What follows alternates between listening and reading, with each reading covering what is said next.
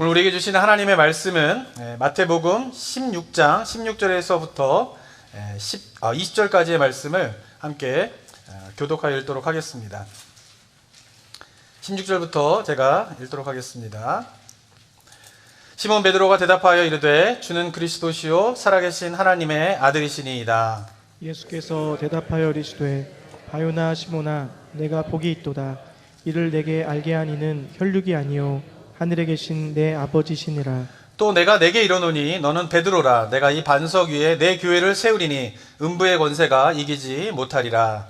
내가 천국 열쇠를 내게 주리니 내가 땅에서 무엇이든지 매면 하늘에서도 매일 것이요 내가 땅에서 무엇이든지 풀면 하늘에서도 풀리리라 하시고 20절 함께 읽겠습니다.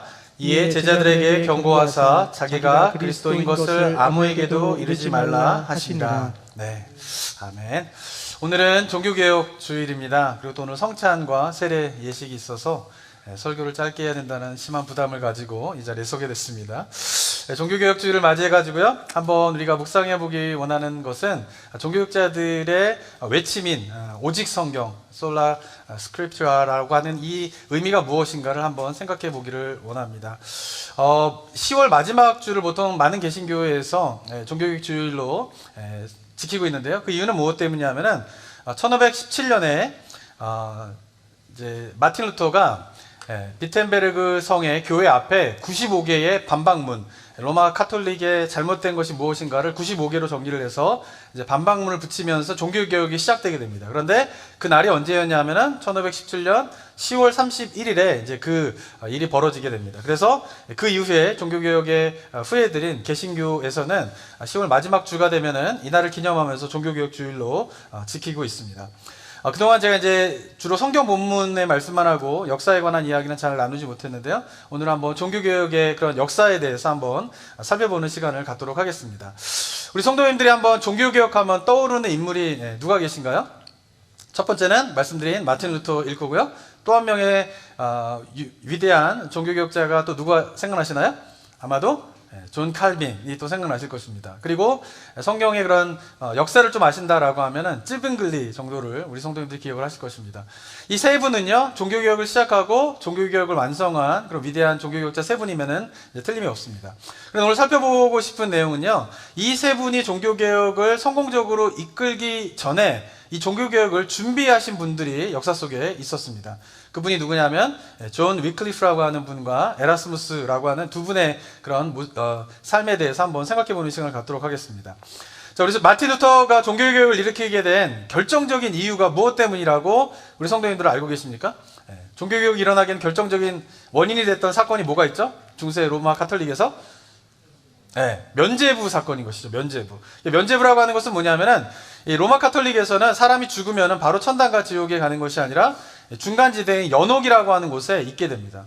근데 연옥에 있는 사람이 이제 이 땅에서 후예들이 면죄부, 죄를 사해주는 증서를 사면은 어떻게 돼요?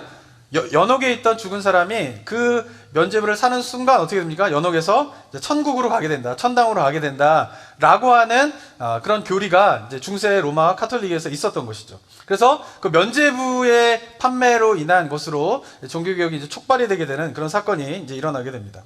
자, 그런데 우리 성도님들이 이 면죄부를 또 팔았던 이유, 이게 로마 카톨릭 교회가 이 면죄부를 팔았던 이유가 무엇이라고 알고 계신가요? 무엇 때문에 이것을 팔게 되었죠? 혹시 알고 계시나요? 지금도 로마의 바티칸에 가면 어떤 게 있죠?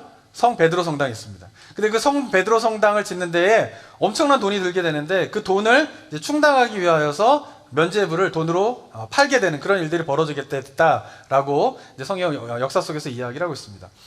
우리 성도님들이 이 이야기를 들으면 어떤 느낌이 드십니까? 면죄부를 발급해가지고 그 면죄부를 사면 연옥에 있던 사람이 천당에 가게 되고, 그 다음에 그 면죄부로 인하여서 거두어들인 돈으로 베드로 성당을 짓게 되고, 이런 모든 것들이 이해가 되십니까? 이해가 잘 안 되실 거예요. 현대 관점으로 보면은 이 말도 안 되는 교리를 가지고 어떻게 사람들이 그런 것을 사고 팔고 하는 일이 있었는가, 이게 이해가 되지 않는 가르침이라고 요즘 시대는 좀 생각할 수 있을 것입니다. 자, 그런데 이것이 당시에는 전혀 이상하게 받아들이지 않은 이유에는, 그것이 자연스럽게 생각되어진 이유에는 역사적인 배경이 있습니다. 14세기 무렵에 유럽에는요, 큰 두 가지의 사건이 발생하게 됩니다. 첫 번째 사건은 뭐냐면은 흑사병이 유행을 하게 됩니다. 그래서 1347년 또는 한 46년부터 1351년 또는 한 53년 정도까지 한 5년에서 6년 정도 사이에 어떤 일이 벌어지게 되냐면 유럽에 흑사병이 쫙 퍼지게 됩니다.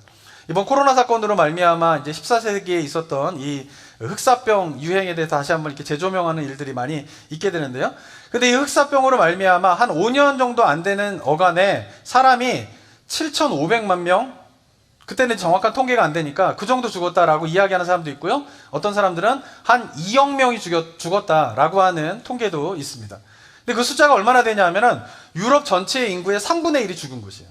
한 5년 만에 흑사병으로 말미암아 인구의 3분의 1이 죽은 거예요. 그러니까 3명 중에 1명이 죽게 되는 것이에요. 그러다 보니까 그때 당시에 유럽에 있는 많은 사람들은 어떤 것에 휩싸이게 되냐면은 죽음에 대한 공포를 굉장히 심하게 느끼게 됩니다. 옆에 같이 살던 가족들, 뭐 친구들, 뭐 이런 사람들이 너무 쉽게 흑사병으로 죽게 되니까 죽음에 대한 공포가 삶 속에서 깊이 있게 들어오게 되고, 그러면서 죽음 이후의 삶에 대한 그런 관심이 굉장히 극도로 높아지던 때가 14세기 유럽의 상황이었습니다.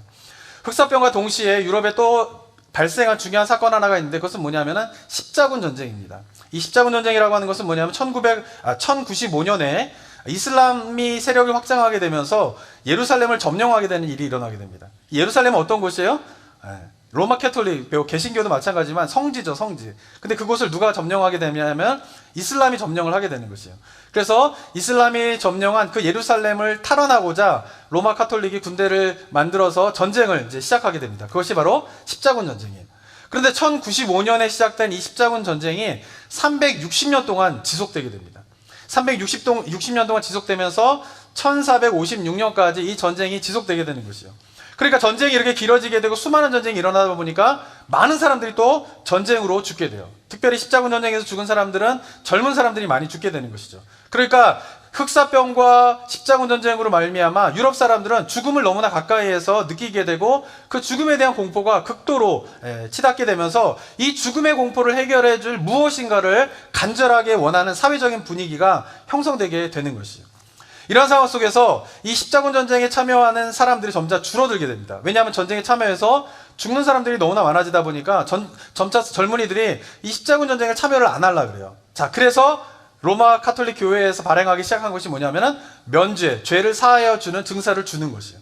그 십자군 전쟁에 참여하는 젊은이에게 면죄부를 주게 되면서 그 젊은이가 전쟁에서 죽게 되더라도 자기는 천국에 갈 수 있다라는 확신으로 그 전쟁에 참여할 수 있도록 독려하는 도구로서 면죄부를 발행하게 되는 것이에요. 그래서 그 면죄부를 받고 전쟁에 많은 사람들이 다시 참여하게 되면서 이 십자군 전쟁이 지속될 수 있었다라고 합니다. 자, 그런데 이런 면죄부를 이렇게 자연스럽게 이렇게 죄를 사하여주는 증서를 받으면 죄가 사함을 받는다. 이게 우리는 잘 이해가 되지 않잖아요. 그런데 이것이 그때 상황에서 자연스럽게 받아들여질 수 있었던 이유는 뭐냐면은 이미 로마 카톨릭에서는 죄를 사하는 권세를 누가 가지고 있냐라고 믿었냐면 교황이 가지고 있다라고 믿었던 것이에요. 그리고 그 교황이 세운 신부들이 죄를 사하는 권세를 가지고 있다라고 믿었던 것이죠. 그래서 지금도 로마 카톨릭에 보면은 뭐가 있습니까? 고해성사가 있잖아요. 고해성사가 어떤 것입니까? 가서 신부에게 자기의 죄를 고하면 죄사함을 신부로부터 받는 거예요. 너의 죄를 사하노라 하면서 죄사함을 받는 것이 고해성사잖아요. 근데 거기에 담겨져 있는 의미가 뭐냐면은 죄사함의 권세를 누가 가지고 있는 거예요? 신부들이 가지고 있는 거예요. 그리고 그것을 궁극적으로 가지고 있는 건 누구냐면 교황인 거죠. 그래서 죄사함의 권세를 가지고 있는 교황이 발급한 증서는 뭐예요?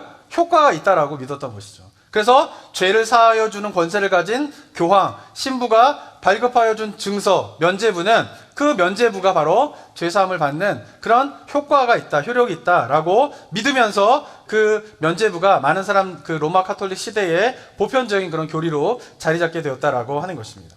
자, 그렇다면 로마 카톨릭에서 교황이, 신부가 죄사함의 권세를 가지고 있다라고 하는 것에 대한 교리가 확립되게 된 이유가 무엇 때문일까요?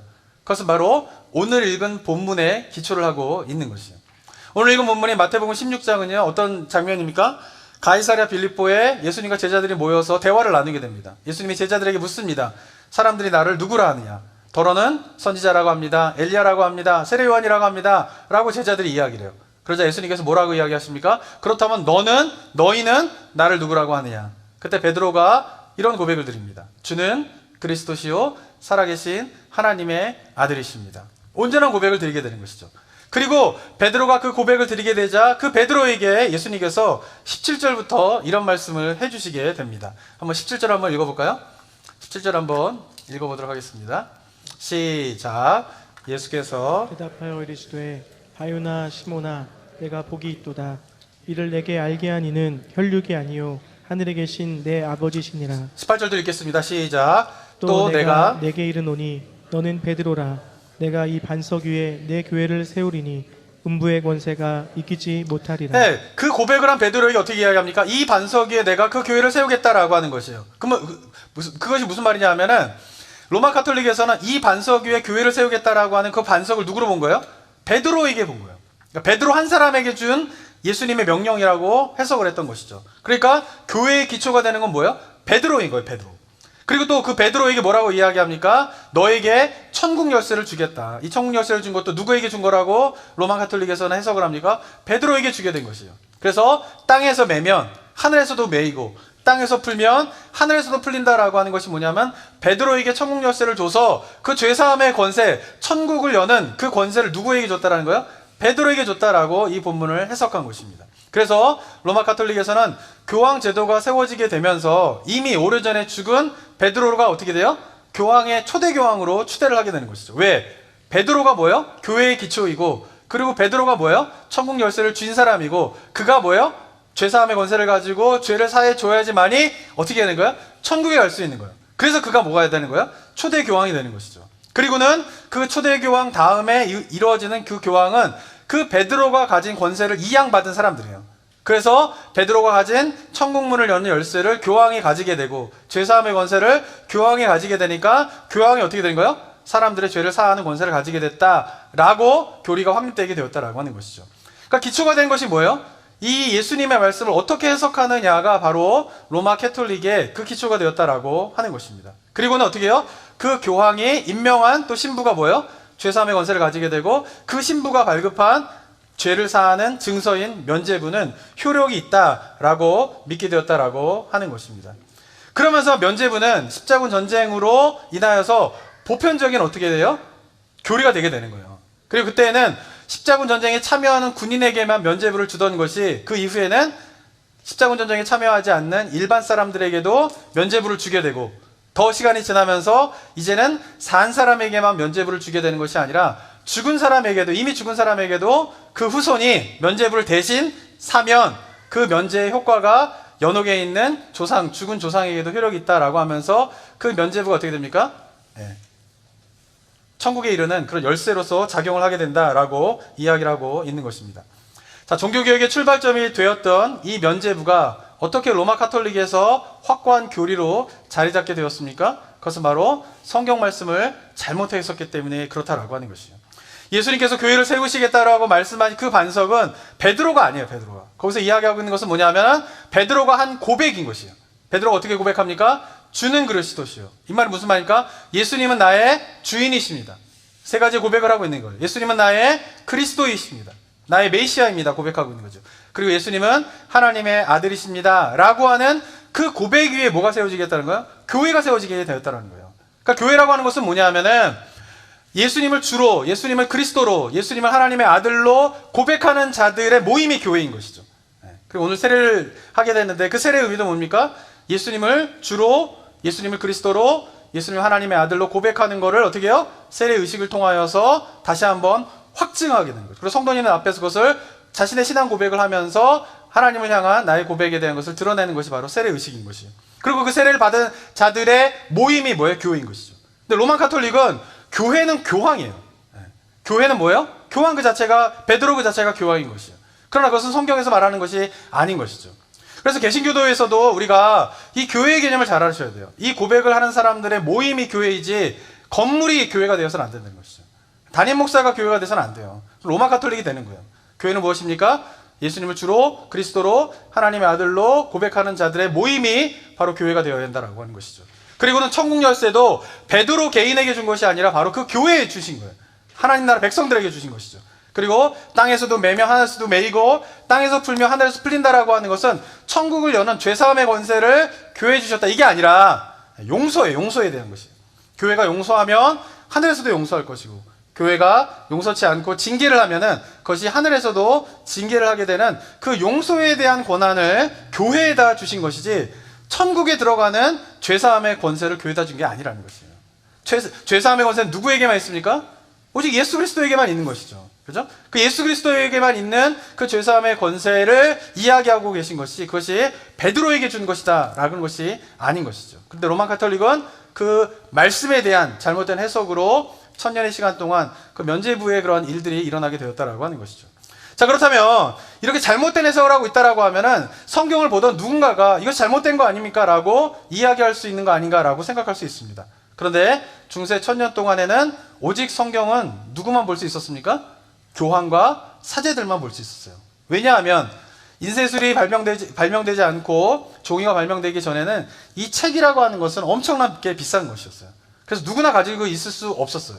교황이나 사제들만 가지고 있었고, 그 다음에 로마 가톨릭에서 가지고 있던 성경은 오직 라틴어로 쓰여진 성경만을 볼 수 있었다는 것이에요. 그리고 라틴어는 누구나 볼 수 있는 언어가 아니었던 것이에요. 그래서 대부분의 사람들은 성경을 보지 못하고 교황과 일부 사제만이 성경을 보고 그들이 성경에 대해서 해석해 주는 것만 어떻게 해요?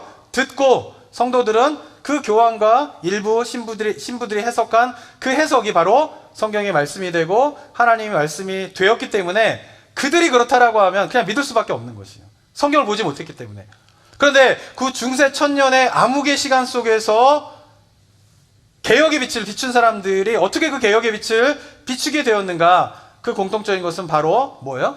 성경을 보는 사람이 그 개혁을 빛을 비추게 되었다라고 하는 것입니다.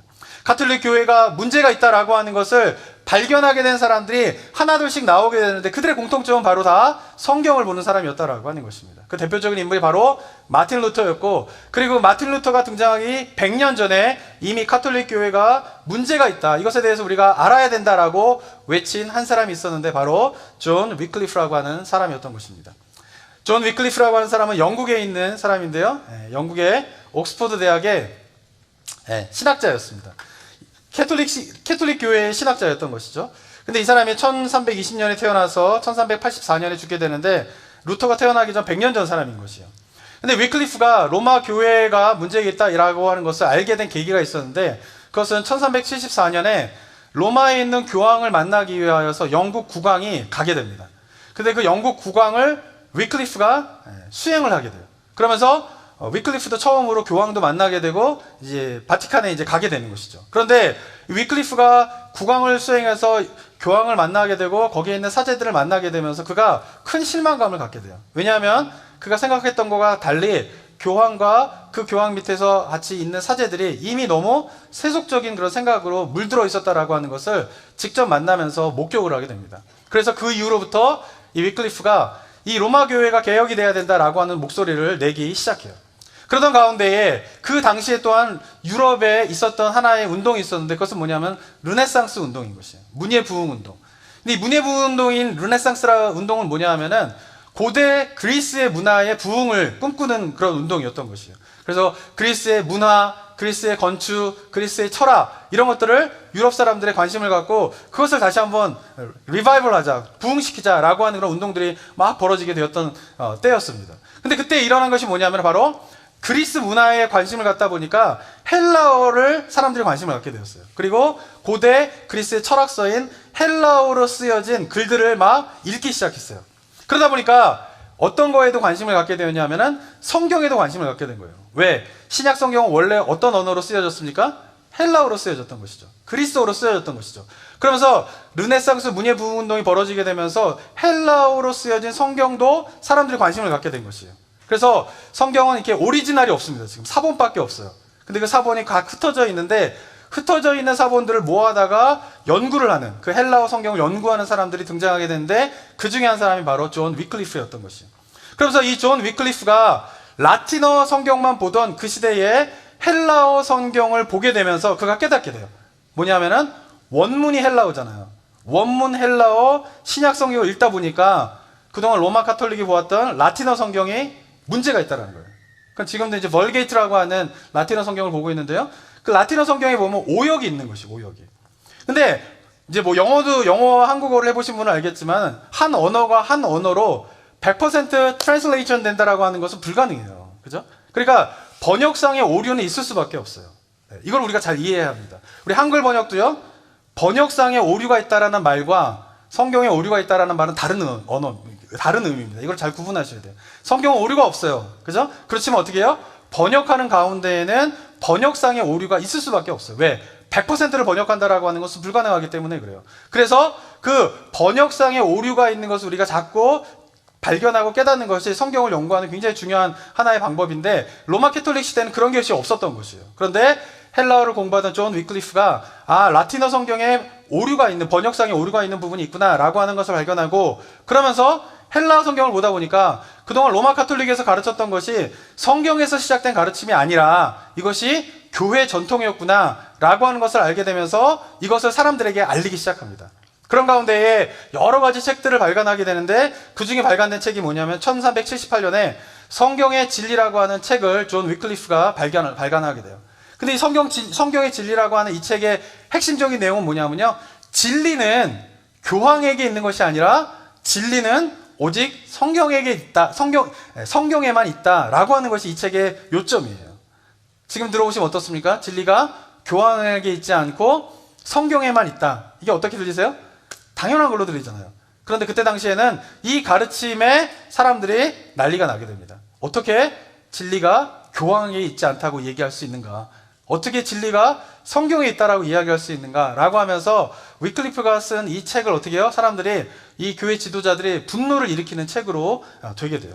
그런 가운데에서 이 존 위클리프가 생각한 게 뭐냐면은 성도들이 성경을 알아야 된다. 성도들이 성경을 읽어야 된다. 그러기 위해서는 라틴어로 된 성경만이 아니라 영어로 된 성경을 번역해야 된다라고 하면서 이 위클리프가 최초로 영어로 된 성경을 번역하기 시작하게 됩니다. 그리고는 1382년에 위클리프가 번역한 성경이 처음으로 나오게 돼요. 1382년에 나오게 됩니다. 그래서 자국어로 된 그런 성경을 번역해야지만이 많은 성도들이 성경을 읽고 올바르게 하나님을 만날 수 있다라고 하면서 이 책을 발간하게 되는데 1382년 그 해에 이 책은 로마 카톨릭의 공의회가 열리게 되면서 금서로 금지된 책으로 지정이 되게 됩니다. 그래서 다 불태우게 돼요. 그리고는 1382년에 위클리프가 심혈을 기울여서 이 성경을 번역하고 나고 공의회에서 이것을 금서로 지정되면서 불타르게 되면서 이 위클리프가 굉장히 극심한 고통과 고난을 시달리게 돼요. 그래서 결국 중풍을 맞게 되고 1384년 2년 뒤에 뇌졸중으로 죽게 되는 일이 벌어지게 됩니다. 그런데 여기서 위클리프의 생애가 끝나게 된 것이 아니라요. 그가 죽은 이후 31년이 지나서 1415년 콘스탄틴에서 로마 카톨릭의 공의회가 열리게 되는데 이때에 존 위클리프가 이단으로 정죄를 받게 돼요. 그래서 어떤 처벌을 받게 되냐면 이미 죽어가지고 무덤 속에 묻혀있는 사람인데 그 무덤을 다 파헤쳐가지고 뼈만 남은 사람을 화형을 시켜버려야 됩니다. 왜냐하면 중세 때 어떻습니까? 이단은 화형을 시켜야 되는 거예요. 그래서 이단으로 지정을 받았으면 죽은 사람이라도 어떻게 해요? 그 뼈를 다 유골을 끄집어내다가 불살라가지고 그 남은 죄를 그냥 강가에다가 버려버리는, 뿌리는 게 아니라 버려버리면서 그를 이단으로 정죄하는 끔찍한 일을 저지르게 됩니다. 위클리프가 살았던 1380년대에는요 오직 진리는 성경에만 있습니다. 교황에게 있는 것이 아닙니다 라고 하는 이 주장이 너무나 위협적인 주장이었어요. 그래서 교회 지도자들의 분노를 일으키게 되고 결국 그가 시도하려고 했던 로마 캐톨릭의 개혁은 실패로 끝나게 됩니다. 그리고 그는 비참한 죽음을 맞이하게 되는 것이죠. 그러면서 유럽의 종교개혁의 불씨가 완전히 꺼져버린 것처럼 100년의 시간이 흐르게 되는 것이에요. 그런데 종교개혁의 불씨가 꺼져버린 것이 아니라 그 100년의 시간들 동안에 오직 성경만이 참된 진리가 된다라고 하는 인식이 유럽 사회의 곳곳에서 조금씩 싹트게 되었고 그리고 그것이 무르익었게 되었을 1517년에 마틴 루터가 오직 성경이라는 가치를 내걸면서 우리가 개혁을 해야 됩니다 라고 하면서 95개의 반박문을 교회 문 앞에 붙이게 되면서 종교개혁이 일어날 수 있었다라고 하는 것입니다. 그리고는 마틴 루터도 이 종교개혁이 일어날 수 있었던 그 이유가 무엇 때문이냐면 바로 그가 성경을 연구하게 되면서 개혁의 의지를 다잡았던 것이에요. 그가 봤던 성경이 뭐냐면요, 에라스무스라고 하는 분이 쓴 헬라어 성경이었어요. 이 에라스무스라고 하는 분은 르네상스 시대의 인문학자로도 굉장히 유명한 분입니다. 여러 가지 많은 책을 쓴 사람이죠. 근데 이 에라스무스는 결국은 종교개혁에 참여하지 않고 카톨릭에 남아있게 되는데, 이 사람이 했던 위대한 일이 뭐냐면은 헬라어 성경을 만든 것이에요. 여러 사본들이 흩어져 있는데 그 사본들을 다 모아다가 정말 오리지널 성경, 헬라어 성경이 어떤 모습이었을까라는 것을 편집하게 되고, 그 다음에 그 헬라어 성경을 기존의 로마 카톨릭이 쓰던 라틴어 성경이 아닌 라틴어로 번역을 하게 됩니다. 그래서 지금 저기 성경에 보면은 한쪽에는 헬라어, 그리고 한쪽에는 라틴어로 번역을 한 그 에라스무스 성경을 발간을 하게 돼요. 근데 이 에라스무스 성경이 발간된 해가 언제냐면 1516년이에요. 마틴 루터가 종교개혁을 일으킨 때가 언제입니까? 1517년이었던 것이. 1년 전에 이 에라스무스가 헬라어 성경을 발행하게 되고, 마틴 루터는 이 에라스무스가 쓴 헬라어 성경을 읽게 되는 것이에요. 그리고 성경을 읽다가 로마서 17장에서 하나님의 의, 우리가 구원을 받기 위해서는 오직 의인의 은혜로만, 오직 의로만, 하나님의 의로만 우리가 구원을 받게 된다라고 하는 이신칭의 깨달음을 에라스무스가 쓴 헬라어 성경을 보게 되면서 깨닫게 되고, 그리고 1년 뒤에 어떻게 됩니까? 종교개혁에 불씨를 붙이게 된다라고 하는 것입니다. 만약에 이 헬라어 성경이, 에라스무스가 쓴 헬라어 성경이 발간되지 않았다면 어쩌면 마틴 루터를 비롯한 많은 종교개혁자들의 종교개혁은 뒤로 늦춰질 수 있을 가능성이 많이 있었다라고 하는 것이죠. 자, 이렇게 종교개혁의 역사를 살펴보았는데, 이 종교개혁이 이렇게 일어나게 된 결정적인 이유가 무엇 때문입니까? 그것은 바로 성경을 연구하면서 그렇게 된 것이에요. 또한 종교개혁자들이 오직 성경, 솔라 스크립트라라고 외친 이유가 무엇 때문입니까?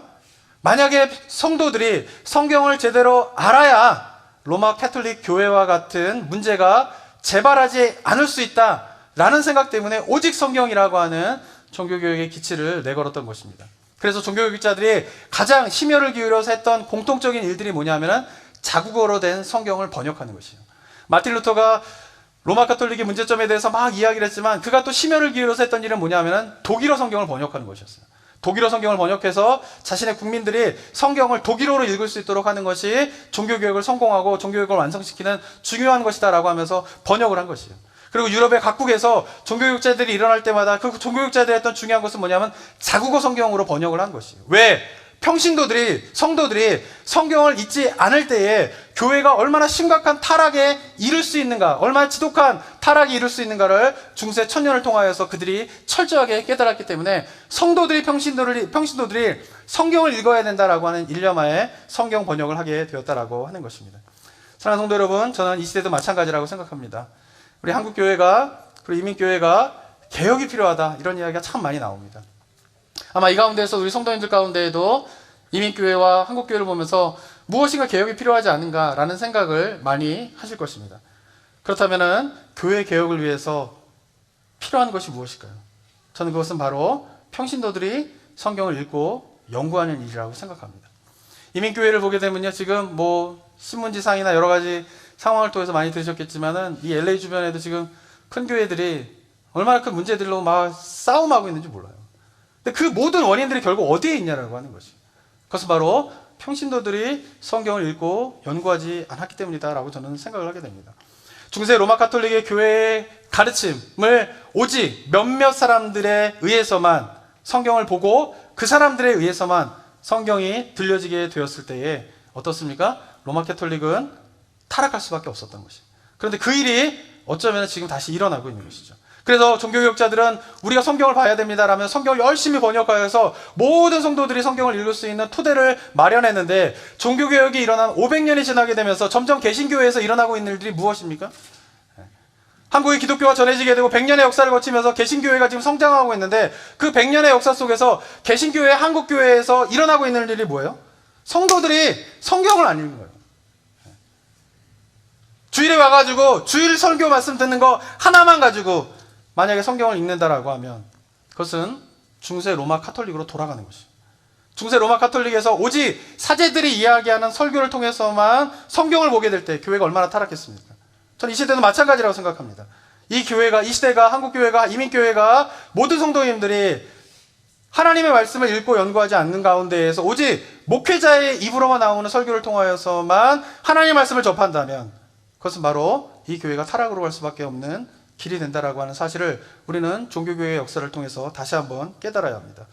한국교회 많은 문제가 무엇 때문입니까? 저는 그것이 바로 여기에 있다라고 생각을 합니다.